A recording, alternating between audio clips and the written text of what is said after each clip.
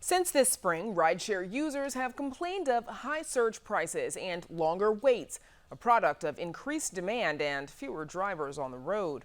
Uber and Lyft say they've added thousands of drivers in recent weeks, leading to a drop in wait times and surge pricing.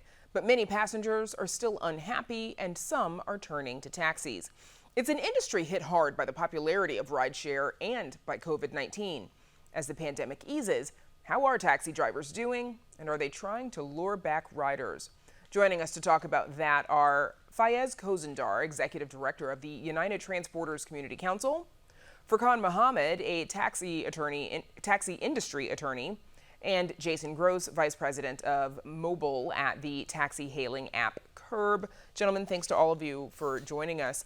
Furqan, let's start with you, please. We know that the pandemic has been especially hard on essential workers. What's it been like for taxi drivers? So it's been very, very tough. And the reason for that is I think most people forget that the taxi industry already went through a reckoning of some sort about 5 or 6 years ago when the TNP, Uber and Lyft companies, and other transportation network providers came into the city and started competing with the taxi industry. And we saw a steep decline in the medallion values that a lot of these cab drivers had, where we saw values from 350,000 down to about 25,000 in March 2020. So on the heels of that, we were finally starting to see some stability, and then March 2020 rolled around and just the industry took another steep decline from there. Pretty significant drop there. Fayez Kozendar, are drivers and passengers, are they starting to return? I believe so. Our members always communicate with us and tell us that customers are abandoning and seeking taxi drivers at both airports.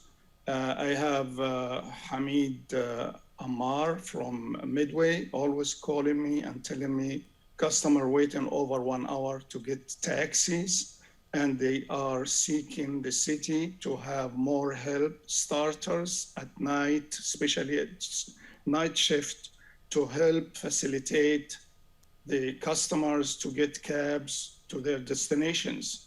Furthermore, O'Hare last year used to be waiting time over 4 hours, 5 hours. Sometimes there's no activities at the airports, but now there's more than half of the lot is full and people waiting down the terminal for taxi rides. Waiting for taxis there. Yes, seeking taxi, and they want reliable transportation, which is taxi cab on the curb. And Jason Gross, taxi app Curb, the name of the app, is rolling out a new feature. Passengers will be able to see their full fare up front. Tell us about that, please. Sure. So one of the things we've seen over the last year since the ride-sharing companies went public, and certainly exacerbated by the pandemic, is, as you mentioned, the rideshare prices have really gone through the roof, and the wait times have also increased. And one of the things that people are unaware of is that taxis have become cheaper. But what's more difficult is, they've been able to go nowhere to see, hey, what is the price for this taxi ride going to be? People are on their mobile phones, they want to compare their options. So what we've done is we took the historical taxi meter data, we take the time and the distance from someone's pickup to the drop off, and we give them a fixed price up front. And we also offer that fixed price to the driver so people can really compare and understand in the moment that this is a cheaper alternative. And as my friend mentioned, these are professional taxi drivers. They know the way around town. They're fully licensed, fully regulated.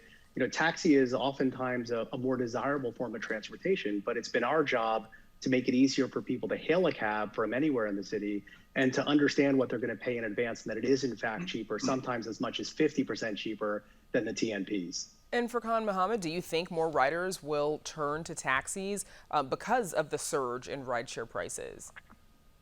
I certainly think so. I think it's a great step in the right direction. But at the end of the day, long term, I see this being a short-term boost rather than a industry fix necessarily. At the end of the day, you're not seeing a lot of new cab drivers coming into the industry. You're not seeing medallion values increase in price. You're seeing them decrease. They've actually decreased 50% more since March 2020, after already dropping about 85% of their value since 2013 or so. So, I mean, it's going to be a long road to recovery. I think the Curb app is definitely a great first step in the direction of recovery. Fayez, are there other steps that Uber and Lyft could take that would, other steps that Uber and Lyft have done, that the taxi industry could also adopt? Well, Uber and Lyft now seeking more drivers and they want to pay them $35 an hour. But who's going to pay for that? The customers. I have a bill, I have a receipt. Jane Commando, she is a director of Crossroad Fund, gave me a bill from a ride from Rajas Park to Prudential Plaza. And the receipt says $360 for Uber ride. Who's going to afford that? Now, the taxi industry must come to terms with the demand, meaning that they have to provide for easy booking, easy pay for the customers so they can come back to a reliable transportation mean in the city of Chicago, which is taxi cab for conventioneers and for tourists. And Other Fayez, than that, all this work about the apps, there must be one app in the city, there must be one color in the city, so the industry will come back and the medallion will come back. to that end, before we run out of time, sorry, Fayez, what role can the city play? The city must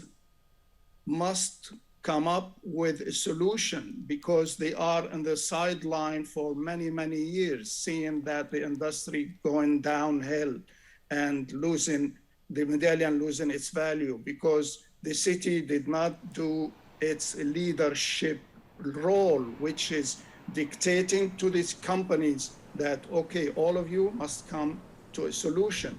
One central dispatch system. That's what we called for when we established UTCC in January 2008, calling for central dispatch system. If the city and the companies come up with this solution, we'll have no problem and we'll have no Uber or Lyft even. And before we run out of time, Jason, I wanted to ask you, are you optimistic about the future of the taxi industry? I am. For the first. Sorry, Jason, go ahead. Sorry. Sure.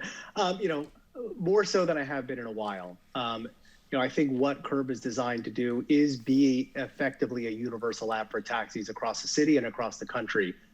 We work with the regulators in tandem and, we'll support what they do. But in the meantime, we're providing an application, we're providing in taxi systems, we're enabling all the taxi drivers who do want to be part of one centralized app to work with Curb. And over the last 3 months, we've seen a 500% increase in bookings through the Curb app. So we really are optimistic and, certainly can't control the future, but we can do our best to help move it in the direction of taxi. And that's where we'll have to leave it. My thanks to Fayez Kozendar, Jason Gross, and Furqan Mohammed for joining us. Thank you. Thank you. Thank you.